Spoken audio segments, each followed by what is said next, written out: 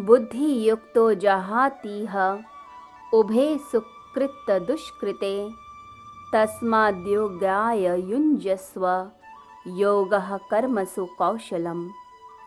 समत्व बुद्धि युक्त पुरुष यहाँ पुण्य और पाप इन दोनों कर्मों का त्याग कर देता है। इसलिए तुम योग से युक्त हो जाओ। कर्मों में कुशलता योग है। लोग अच्छे या बुरे कर्म करते हैं इस संसार के अंदर। अच्छे कर्म करते हैं जिससे उन्हें पुण्यों की प्राप्ति हो, और बुरे कर्म इसलिए करते हैं कि उनके शत्रुओं का नाश हो, दूसरे का बुरा हो। दूसरे का बुरा होगा तो वो नीचे हो जाएगा, उसकी टांग खींचते हैं, नीचे की तरफ लेकर जाते हैं। और अच्छाई इसलिए करते हैं, दान पुण्य इसलिए किया जाता है कि पुण्यों की वृद्धि होगी, सुख मिलेगा इस संसार में भी और परलोक में भी। तो जो भौतिक लोग होंगे, संसारी लोग होंगे, वो फलों की इच्छा से अच्छे या बुरे कर्म करते हैं। उनकी प्रेरणा फलों के कारण है, यानी जो रिजल्ट मिलेगा उसके लिए वो सब चीज़ें करते हैं।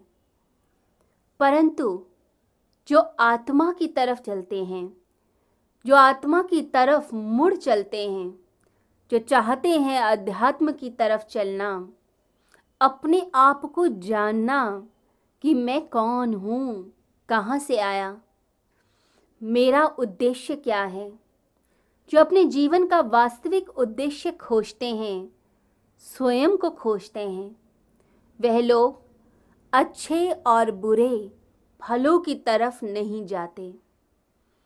वह इस फेर में नहीं पड़ते, क्योंकि वह जानते हैं कि अच्छी चीज़ की तरफ चलें या बुरी चीज़ की तरफ, दोनों ही बंधन में डाल देंगी। चाहे बेड़ियाँ सोने की हो या लोहे की, है तो बेड़ियाँ। स्वामी विवेकानंद कहा करते थे कि जो मुक्ति के पथ पर चलना चाहता है वह सोने की बेड़ी भी छोड़ता है और लोहे की बेड़ी भी छोड़ता है, क्योंकि दोनों ने पकड़ा हुआ है। तो पाप और पुण्य दोनों का त्याग कर देना चाहिए, तब मुक्ति होती है। नहीं तो मनुष्य की आदत है कि पुण्य एकत्रित कर लो जिससे ज़्यादा से ज़्यादा सुख मिल जाए, हम आराम से इस संसार को भोग सकें। भोगने की वृत्ति होती है। तो जब भी हम भोगना चाहेंगे तो परमात्मा ये संसार ही दे देगा आपको। जैसे बच्चे को चुप कराने के लिए खिलौना दे दिया जाता है। जब माँ को काम करना होता है, बच्चे को अपने से दूर करना होता है, तो क्या करती है? उसे एक टॉय देकर, खिलौना देकर चुप करा देती है, और बच्चा उस खिलौने के साथ खेल कर खुश हो जाता है।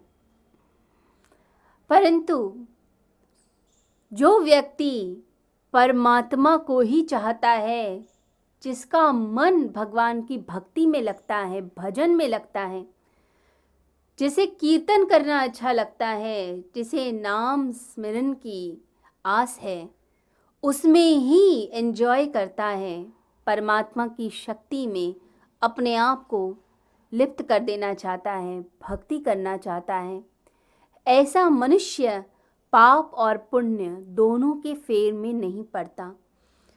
उसे ना अच्छा चाहिए ना बुरा, वह सब चीज़ों का त्याग कर देता है, सभी वासनाओं को त्याग देता है, और जो काम करता है निष्काम भाव से करता है, मानवता की भलाई के लिए काम करता है कि इस संसार का भला हो, सर्वे भवन्तु सुखिनः, ये भावना उसके अंदर जागती है। वो ध्यान भी करता है तो सबके भले के लिए, वो प्रार्थना करता है तो सबके भले के लिए, वो अपना काम भी ठीक से कर रहा है तो इसलिए कि सबका भला हो। यदि वो गीत भी गाता है तो इसलिए कि दूसरे लोग जो दुखी हैं उनके मन को शांति मिल जाए।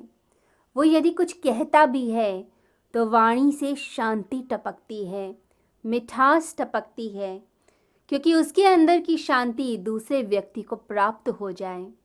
तो हर कृत्य वह इसलिए करता है कि दूसरे का भला हो, उसका देखना, उसका बोलना, उसका चलना, उसका काम करना सब इसलिए है कि इस ब्रह्मांड का, इस मानव जाति का भला हो। मैं इस प्रकृति की लय के साथ युक्त हो जाऊं। इसीलिए योगी के लिए कहा है कि योग युक्त हो। साधक को योग युक्त होना चाहिए, यानी परमात्मा से हर समय जुड़े हुए। उस ब्रह्मांडीय शक्ति से अपने आप को एक करिए, हमेशा एक महसूस कीजिए, अलग नहीं। हम अलग नहीं हैं, हमें सागर की लहरें हैं, सागर के ही हिस्से हैं, सागर से अलग नहीं हो सकते। तो परमात्मा कहते हैं अपने आप को अलग मत करो, एक रहो, निष्काम कर्म करो। जो काम दिया जाता है, जो कर्तव्य हैं, जो कर्म हैं, पूरी निष्ठा से निभाओ, पूरी निष्ठा से अच्छे से काम को करो। परंतु अगर भोगना चाहोगे फलों को, तो ये भोग संसार में बांध देगा। जो मुक्ति चाहते हैं वो इस भोग में नहीं पड़ते, और जो संसार की ही भक्ति करना चाहते हैं वो संसार में ही फंसे रहते हैं। फिर जब पुण्य खत्म हो जाते हैं और दुख आता है, तब रोते हैं कि भगवान दुख दूर कर दो। तो सुख और दुख इस संसार में भोगने पड़ेंगे। ऐसा नहीं होता कि दुख दूर हो जाएंगे और सारा सुख ही सुख आएगा। सब कुछ मिला जुला आता है। कहते हैं जैसे फसल बोई जाती है तो गेहूं उत्पन्न होता है।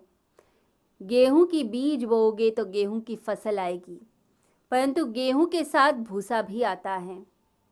तो इस संसार में अद्भुत बात है कि दुख पहले आता है। गेहूं यानी दुख पहले आएगा और सुख बाई प्रोडक्ट की तरह आता है, भूसे की तरह आता है। तो सुख कम है, दुख ज़्यादा है, और मनुष्य सुख की प्राप्ति करना चाहता है, दुखों की तरफ मुड़ता नहीं। इसे भगवान से भी एक लिस्ट लंबी लेकर पहुंच जाता है कि मेरी ये इच्छाएं पूर्ण करो। जितनी इच्छाओं को पूर्ण करने के लिए आओगे, जितना भोग के लिए आओगे, उतना संसार में और फंसोगे। और जितना निष्काम कर्म करोगे, मानवता की सेवा करोगे, लोगों का भला करोगे और अपने काम को परफेक्ट तरीके से करोगे, और जो करो चाहे ऑफिस में भी हो, अपनी फाइल वर्क कंप्लीट किया और मन से ये सोचा कि ये मैंने जो काम किया है इससे इस कंपनी का भला हो और मानव जाति का भला हो। प्रभु, मैं अपने काम को तुम्हारे चरणों में चढ़ाता हूँ, कृष्णार्पण मस्तु। बस ये भाव पैदा हो गया, उसी समय जो आपने कर्म किया था वो कर्म निष्काम कर्म हो गया और प्रभु को अर्पित हो गया। फिर उस चीज़ से आसक्ति मत रखिए, अटैचमेंट मत रखिए कि जो मिलेगा वो प्रभु ही देंगे, एक निश्चित फल का आग्रह नहीं। तो कर्म करो, फल परमात्मा के हाथ है, रिजल्ट ईश्वर के हाथ है। वो कितना देगा वो जानता है, परमात्मा जानता है। परंतु जब मनुष्य सिर्फ फलों को भोगना चाहेगा तो ना तो कर्म करेगा और साथ ही साथ चिंता और भय को उत्पन्न करेगा। टेंशन होगी, पता नहीं ये रिजल्ट वैसा होगा कि नहीं होगा, पता नहीं मैं कर पाऊंगा कि नहीं कर पाऊंगा। इसलिए ज़्यादातर लोगों को लो कॉन्फिडेंस होता है, घबरा जाते हैं, कॉन्फिडेंट नहीं होते, क्योंकि फलों की चिंता में मरे जा रहे हैं और ये नहीं सोचते कि जब श्रद्धा से परमात्मा के चरणों में चढ़ा दिया तो वो प्रभु ही चिंता करेंगे। निष्काम कर्मी अपने अंतःकरण को शुद्ध कर लेता है और मनन, निधिध्यासन और आत्मानुभूति के लिए तैयार हो जाता है। फिर चिंता नहीं करता, परमात्मा उसकी चिंता करते हैं। वह ईश्वर, ब्रह्मांडीय शक्तियाँ उसकी चिंता करती हैं, फिर उसको चिंता करने की आवश्यकता नहीं। तो भगवान कहते हैं कि तो कर्म कर, कर्म करना तेरा अधिकार है। तो युद्ध से मत भाग, परेशानियों से मत भाग, जीवन में परेशानियां आएंगी ही आएंगी, ये जीवन है ही ऐसा। जब तक मुक्ति नहीं मिलती तब तक आपको सुख दुख झेलने पड़ेंगे, परेशानियां झेलनी पड़ेंगी। इन परेशानियों का डटकर सामना कर और योग युक्त हो। तेरे अंदर कर्म की कुशलता आएगी जब तू प्रभु से जुड़ेगा और निष्काम कर्म करेगा। तो भगवान भागने का नहीं, जागने का मार्ग बताते हैं। भगवान कहते हैं अपने आप से जुड़ो, अंदर शांति से जुड़ो। बाहर मत भागो, बहिर्मुखी मत हो, अंतर्मुखी बनो। इंट्रोवर्ट, अपने से जुड़े हुए। जब अपने भीतर भीतर सिमटते जाओगे तो अपने अंदर की शांति को प्राप्त करोगे। जब भीतर प्रकाश का दिया जल पड़ेगा तो अंधकार दूर ही होगा। जब भीतर मौन सधेगा तो अपने आप ही गहराई आएगी कर्मों में। तो जो व्यक्ति अंदर से शांत है, अंदर से स्थिर है, अंदर से स्ट्रांग है, वही तो कर्म ठीक से कर पाएगा। जो अंदर से ही डरा हुआ, भयग्रस्त, चिंता में है, वो कभी कर्म नहीं कर सकता। तो भगवान कहते हैं योगः कर्मसु कौशलम, कर्म में कुशलता योग है। तो कर्म में कुशलता उसी की आएगी जो शांति में है, जो टेंशन में नहीं।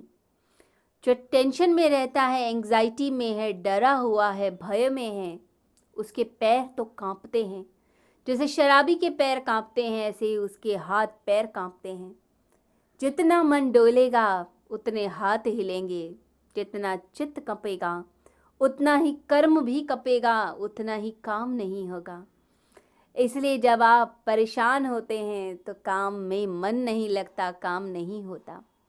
आप ऑफिस गए हैं परंतु घर का वो झगड़ा याद आ रहा है कि घर में रिश्ते नातों में झगड़ा हुआ, किसी ने आपकी बात नहीं मानी। तो आप कर्म तो कर रहे होंगे, कार्य तो कर रहे होंगे, परंतु मन बटा हुआ घर में, उसी टेंशन में, परेशानी में। तो ऐसे व्यक्ति का कर्म कुशल नहीं होता। वो हमेशा टेंशन में रहेगा और गलतियां करेगा, और फिर ऑफिस में गलती करेगा तो फिर अपने बॉस से डांट भी पड़ेगी। फिर एक साइकिल स्टार्ट हो जाता है दुख का। तो मन शांत रखना सीखिए। ये टेंशन, ये डिप्रेशन, ये एंग्जाइटी आती है जब फल की चिंता होती है। तो भगवान कहते हैं टेंशन मुक्त होना है तो फलों की चिंता करना छोड़ो, कर्म ठीक से करो और अपने भीतर की शक्ति से, शांति से जुड़ो, उस परमात्मा शक्ति से जुड़ो। ध्यान करो, योग करो, भजन करो, परमात्मा का नाम लो, इसी में ही शांति है। ये स्थिरता लाएंगे, आपको स्टेबल करेंगे। तब ऐसा व्यक्ति जो कर्म करता है उसका कर्म सफल होता है, वो सक्सेसफुल होता है। जो अपने कर्मों को निष्ठा से निभाता है और परमात्मा की शक्ति से अपने आप को जोड़ कर रखता है। फिर एक मिराज इफेक्ट आएगा, जहाँ भी छुएगा वही चीज़ सोना होने लग जाएगी, वही चीज़ सफल होगी। व्यापार करेगा तो व्यापार में सफलता। जब जॉब करेगा तो वहाँ भी नंबर 1 होगा। जब अपनी कला का प्रदर्शन करेगा तो कला में भी अलग ही निखार उसका आने लग जाएगा। तो अद्भुत बन जाएगा वो, और उसका जीवन सफल ही नहीं सुफल बनेगा, यानी अमृत फल की प्राप्ति होगी उसे। कभी कभी हम गलत चीज़ के लिए भी प्रयास कर लेते हैं और उसमें सफलता मिल जाती है और बाद में पछताते हैं, परंतु निष्काम कर्मी को तो अमृत फल ही मिलता है। गलत नहीं, अमृत फल, सुफल मिलता है। तो जीवन उसका सफल होगा, सार्थक होगा। इसे अपने जीवन को निष्काम कर्म योग से युक्त कीजिए।